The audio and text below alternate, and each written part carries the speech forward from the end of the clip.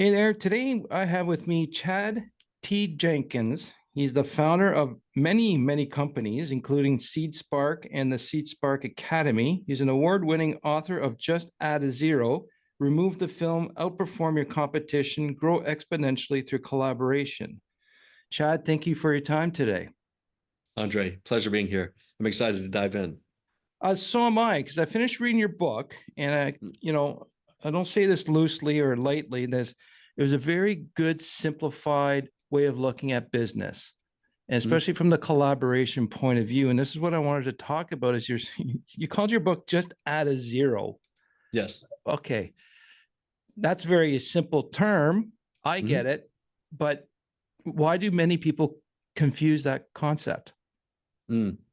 I believe, first, thank you for that. I think the reason that most get that concept a little bit confused is they do what comes so naturally and they interpret it as just adding a zero to the end of something. So a 10x application, if you would consider it that way. That's not the power, even though that is part of the power. The benefit that has served me since I was eight of just adding a zero, that's where it originally started, was the impact that it had on my thinking and specifically the way that I looked at things. It resulted in an operational strategy or a thinking strategy that I've applied over many years. You mentioned many businesses, and that is true, but it started way back a long time ago. And at the time, I did add a zero to the backside or to the end of it, Mhm. and we can dive into that if you want to, but that of course made the number much bigger. And then I extrapolated math out to what the annual run rate would that be. And it concerned me. It was total fear invoking. And that made me have to start looking at things differently. But I never discounted the impact of where the root of the what I would classify as a trajectory pivot happened. And that was the time in which I applied just at a zero. Since that time, I've applied that methodology in all types of contexts. So I'll give you one that I feel like sometimes can be even more thought provoking and cause more of a trajectory pivot. In As I'm working with folks around the world, sometimes they would run across they have a very healthy sales team is producing X result. They have dissected that sales team's results, and six out of the, let's hypothetically say 10, are really producing. The other Right. four are at a different level of production. So it's very logical. And I'm sure folks that are listening have probably sat in meetings where, man, we really need to trim down the sales team. They're just not producing. We need to change the comp plan to create the result that the other six are getting. And they may say, well, maybe we should just reduce it by two. Maybe we should reduce it by four. And I'm saying, you could do that. And that would be quite conventional. But I've used this just out of zero, as I mentioned, to create trajectory pivots. What if we just put that zero in the front? So today we have 10. Let's take it down to one. What would we have to do? Totally different meeting, of course. If somebody just stands up and says, okay, guys, what would we have to do to produce the outcome that we currently receive with just one current conventional sales team member? All right. And just be So, quiet. okay. Yeah. Sorry. Keep going. No, I'm saying and at that time, just be quiet and then have a sheet of paper, because then I would argue you allow people's brain to do what they do naturally. And everyone around the table is going to tell me, and it happens to me all the time, all the reasons that we can't do that. Yeah, And which that's I absolutely common. love. Yeah, Yeah. very common, right? So there's one thing I've also really come to realize over the last few years: don't challenge your brain, embrace it. Like so, and I'll give context to that. So leveraging the just out of zero mechanism or methodology to create trajectory pivots, and that's the foundation of it. In the example that I gave you, hey, let's not reduce by two or four, let's ask the question of our team. Let's get all of our brains thinking as what if we went down to one? Grab a sheet of paper, because here it comes. It's like a Hmm. nice tsunami wave coming. Write down all the reasons they tell you that it can never ever be true, and just embrace that. And then I would encourage you to leverage the power of one word. And that one word is unless. So the word Mm, unless added to all of those things that you wrote on the whiteboard or potentially, and I said this white sheet of paper. Here's everything hypothetically down the left side. At the top is our goal. We're going to reduce down from 10 to 1, and we're going to result in, I could argue, 20% more revenue than we're currently producing with 6 that are killing it and 4 that are not. Let's try for 120. And if you're not getting real good context as, oh, we could never do that because, that's okay. Add the number. You just added a 0 to the front side. Write down everything. And then I would encourage you, as I mentioned earlier, to leverage the power of one word, which the word is unless. And then you embrace exactly what the brain will do by default for everyone around the room. And they, on the far right of the sheet of paper, you began to write down, or your whiteboard, unless after all the ones on the left, on the right side, you literally recreate the roadmap to result in the number that you put at the top or something even way greater than that. And I mentioned at the very beginning, knowing how your brain is going to work and just embracing that and sending it through a process. This is not new. mhm. It's not uncommon. It's just you began to become very intentional about it when you start applying just at a 0, not to the back, which is very common, but to the front. So saying if we do this, it'll add this much more to our revenue. That's the Mhm. add to zero. Mhm. And then what you're saying is, okay, but we're going to have problems. We can't Mhm. do that because Mhm. list Those, absolutely. those, then add the word unless, Correct. and that creates a list of what to do or strategies to overcome it. Literally the how. Literally the Literally, how. literally, it's the how. And you've empowered your team to be able to come up with the roadmap to create the outcome that you seek. But Mm-hmm. I've leveraged just at a 0 by placing it at the end or the beginning to make something exponential. So and often, and this is another obviously a little pet peeve. I have many organizations and still have quite a few.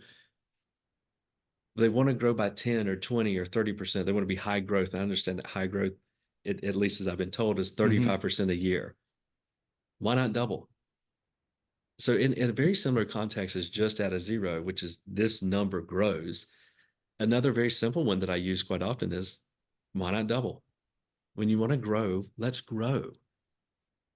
And leverage So, how your brain works to say, okay, we can never do it because that's okay. And then we just say unless, and then we empower the people sitting around the table to come up with the roadmap. and that puts everyone in a different frame of mind, a different mindset to achieve that. And even if you don't achieve the 2x, like you're referring to, but we still probably move further than we would have been thinking the old way. Yes, sir. Yeah. Okay. Everyone else is thinking the old way. I'm not a Me Too guy. No, I'm not either. That's why I was getting trouble in the engineering world. I crossed the street over there because it makes more sense. That's because I did it over there the other time for the last 5 Yes, sir. years. Okay, so you keep saying add a zero, and I've yet to Mhm. hear you say add that to a number. Mhm. Mhm. You're not saying to add the zero to a number. You're saying you call it a benefit, not a number. Mhm. So can you expand on that a little more? Because I think this is the key thing between it's not just making my 10x growth 100x. Mhm. I hear it's more about experiences, is what I'm kind of taking from it. It's experiences from the standpoint of leveraging the way your brain works to create exponential outcomes. I mentioned earlier trajectory pivots. So the just at a 0, that absolutely causes a trajectory pivot. And I would argue it still is for me. And now with the book, it's doing it for many, many others. I look for those things. Um, how we're all along our own trajectory. Okay. What are things that we can do? What are concepts that we can embrace so that we're intentionally causing our own trajectory pivots? The world can be a lot bigger.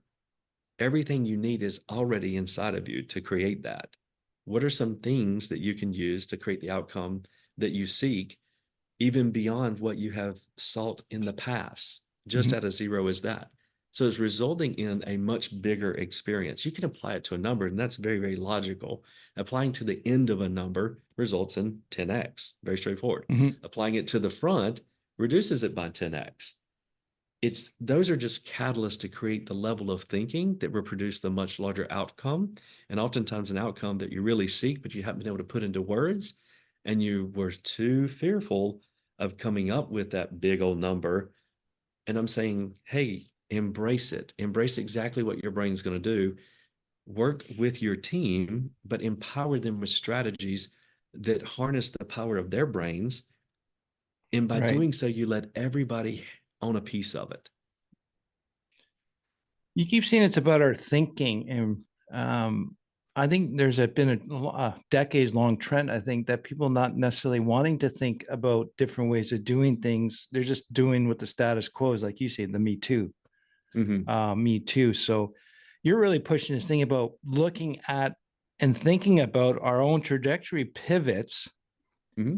and to look at it differently. And I know I really like this concept about the trajectory pivot, but as well that the zero is more about a benefit than a number, and it's not only applicable to measurable metrics like improved productivity or revenue. It could be applied anywhere.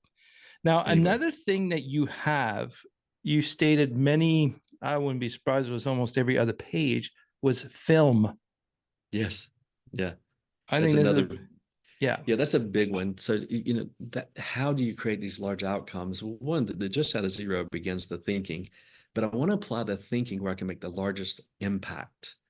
And again, just leveraging what the brain does naturally, leveraging exactly what you're faced with today. We all left well, maybe we didn't leave our home and drive to our place of business. Maybe for some of us post COVID, our home is the place of business. But you left your personal life and you began to travel to your professional life this morning and the phone rang. The phone maybe rang, the phone, a beep went off because you got a text message or a Teams note or Mhm. a Zoom meeting. And at the very beginning of it, if you engage with your team and or your significant other, this also applies personally, there was something delivered in the form of what conventionally we would call as a complaint. Right. I would argue uh, that's the building block of success. I don't really look at complaints as truly they are complaints, but I look at them as opportunities. Oftentimes, it's just the perspective that you look at them, and I'll kind of expand upon that. This concept of remove the film, which we've all done in the past. We've all gotten a new phone. We've all gotten a new car. The GPS is covered up. The phone is obviously wrapped in plastic because they're so expensive these days, and you have to peel the layer off. There's a commercial. I'm not sure what the pharmaceutical is, but it's something to do with allergies. And the commercial, I remember this. I haven't watched TV in probably close to a year now, but I remember this commercial, and you could see the commercial is kind of fuzzy, and then all of a sudden it became very clear. What they're saying is, whenever you took this particular pharmaceutical, it helped you remove the film on your Outlook, and Mhm. that kind of stuck with me. But and as well, the GPS and the phone reference that I made earlier, because it's something we've all experienced. When I hear these complaints, if I interpret them and I dig just a little bit deeper, where's this coming from? And I find where this I would classify it as friction, which is, of course, the first letter in film. So for me, film stands for friction identification, leverage the market. So there's complaints that are coming to you, and that it's complemented by what you said earlier, many different companies. To Mhm. me, they're all the exact same. They're just in different industries. But what I recognize is applying remove the film, friction identification, leverage the market. In just a couple moments with me engaging with different businesses all around the world, I'm able to pick up on and sense where their friction is, and I began to just ask a couple questions about it.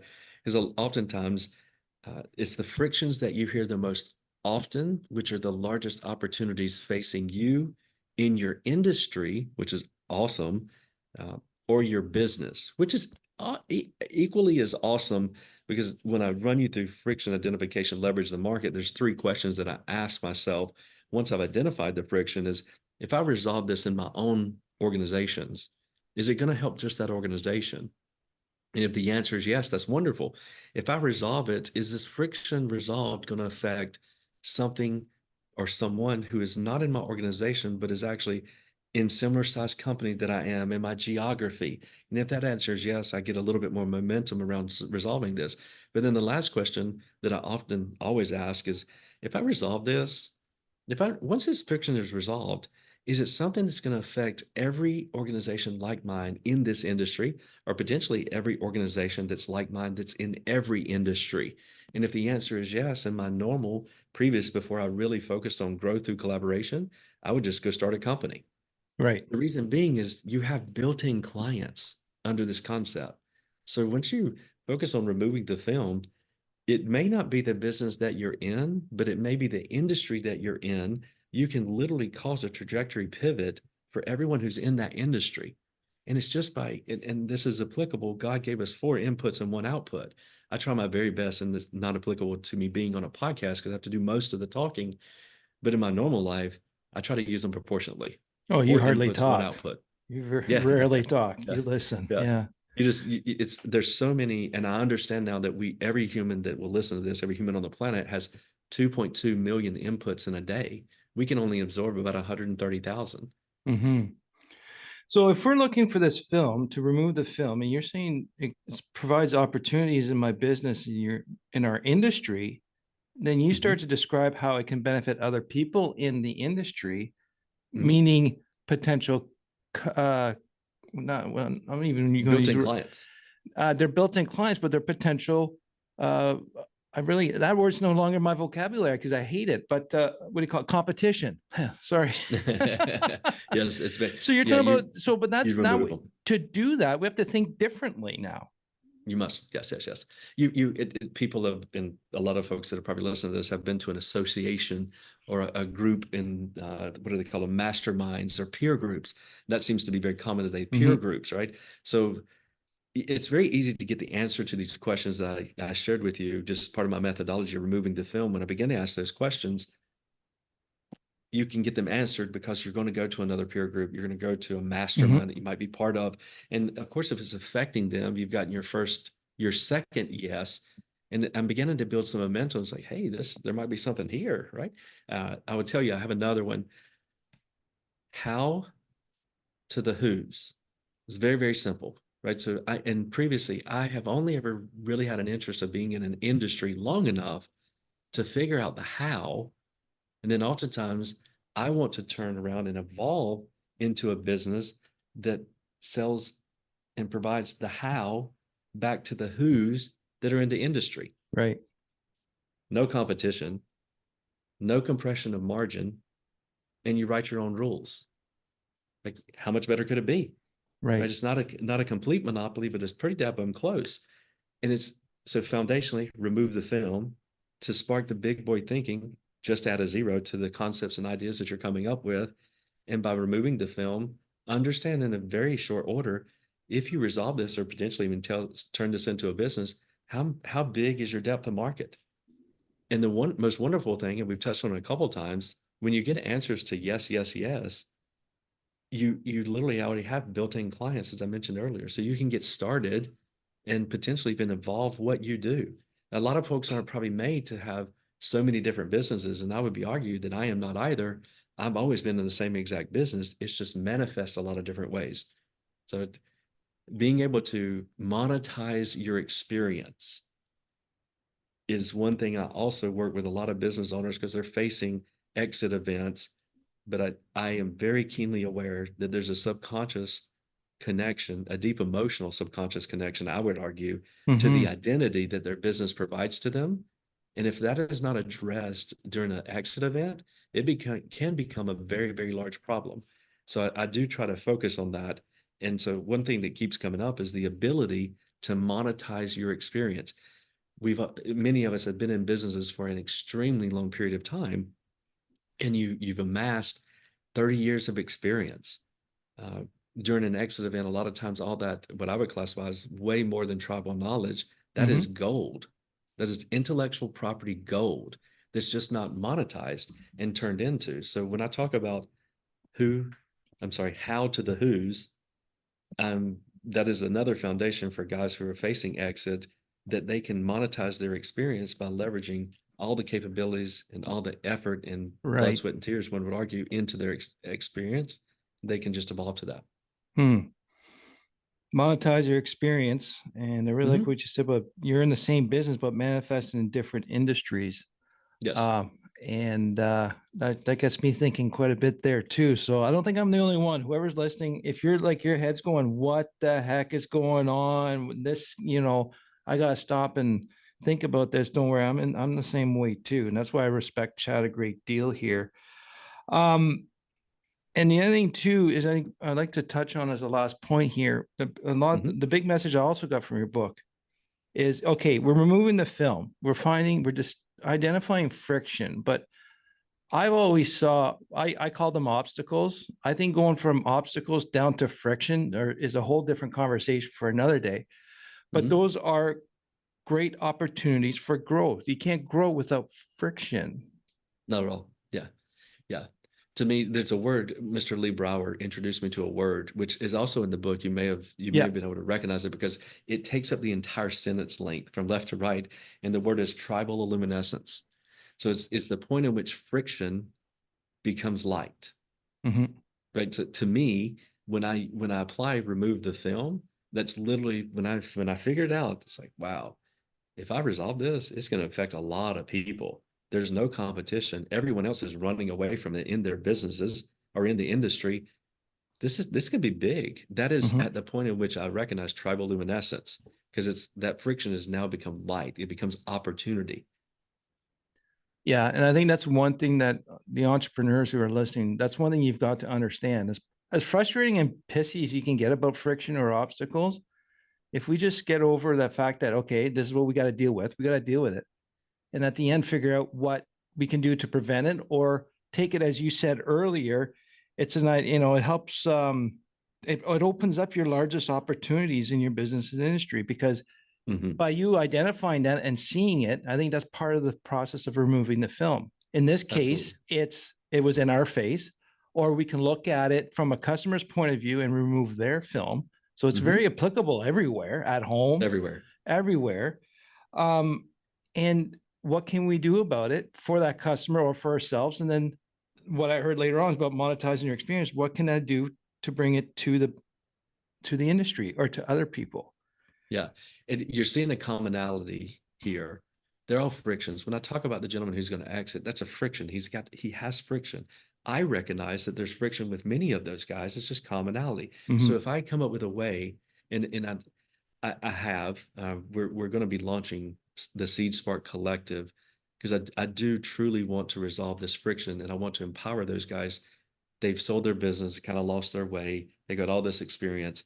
And then in many instances of the growth partnerships that I personally get involved in, these are younger guys who are trying to make their way. Mhm. So the Seed Spark Collective I'm currently creating, it'll be launched before too long, is it enables these guys to build you think about your LinkedIn profile, but on steroids. I Right. ran this size of manufacturing company. I had this many employees. We made this type of product. We had this type of equipment. We shipped this particular way. My most important hire on my leadership team was this. So you're really able to size up that guy. But I'll take it one step further in this online collective. When these guys ask questions, these guys can offset their subscription by answering those guys' questions. And Oh, oftentimes wow. these guys are Yeah, going to be yeah. my growth partners, right? Well, then they're also able to engage with them one on one. Well, now you've given them the opportunity to do what? Monetize their experience. Right. Now, Wow. everybody wins in my scenario.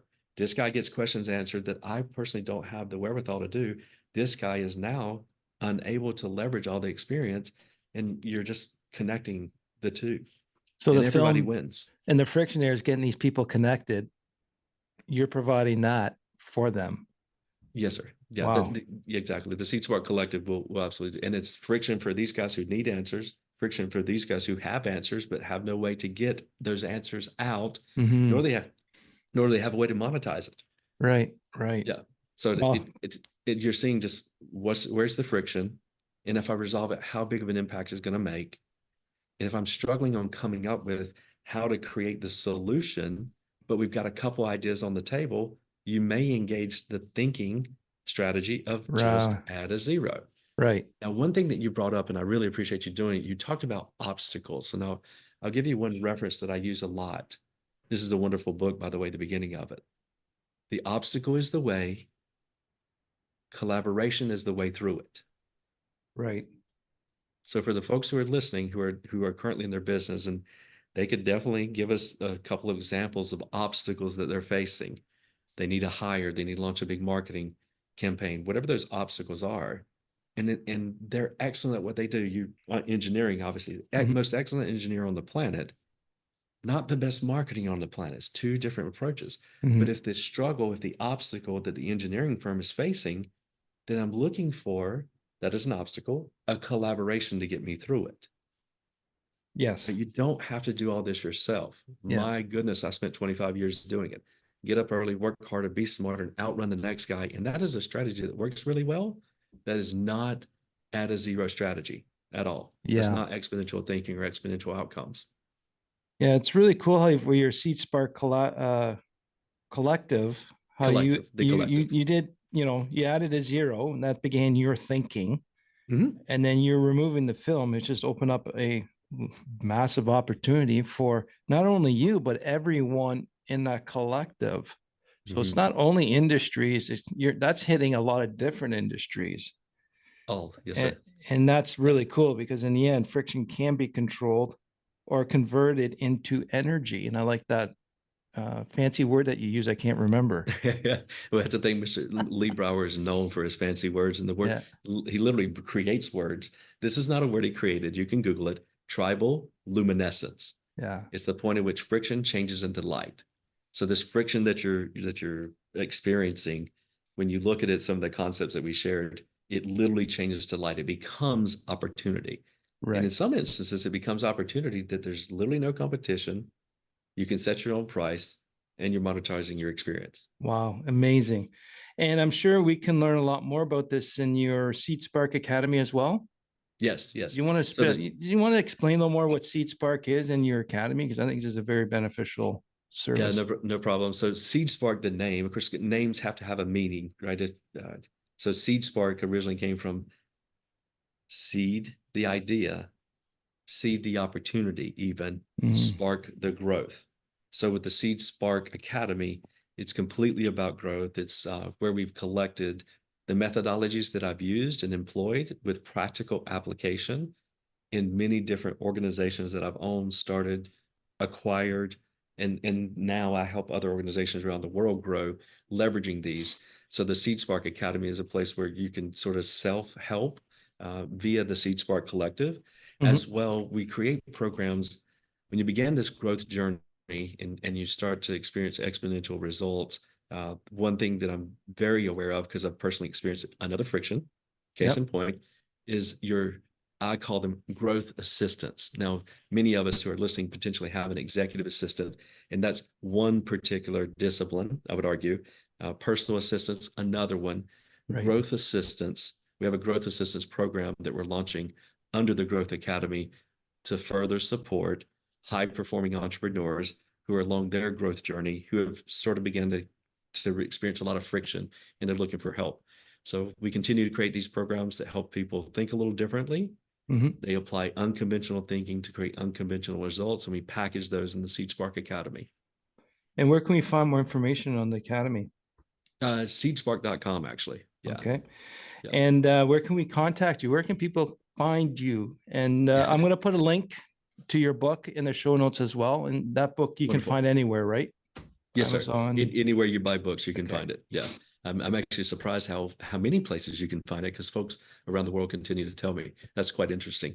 Uh, so to contact me, LinkedIn is a wonderful way. That's obviously a great way. LinkedIn or chadtjenkins.com. Obviously, for the book, it's just at a zero.com. Mhm. And the organization in which I spend all of my time, it's kind of my parent organization, is Seed Spark, that owns all the other organizations. And there we have the growth partners, and as you mentioned, the Seed Spark Collective and Seed Spark Academy. So that also works as well. Well, amazing. Thanks for your time, chat, and sharing us an insight with just another zero. Yes. And for you, the listener, take a look and see how you can remove your film right now. What is your top film layer that needs to go so you can see clearer? For me, I'm every time that layer of film is removed, you get a lot more clarity. So, what is your film that needs to be removed right now? And Chad, thanks again. Andre, I really enjoyed it. Thanks for the time and the Thank you. opportunity. Yeah, anytime. And to you, the listener, thanks for listening with me.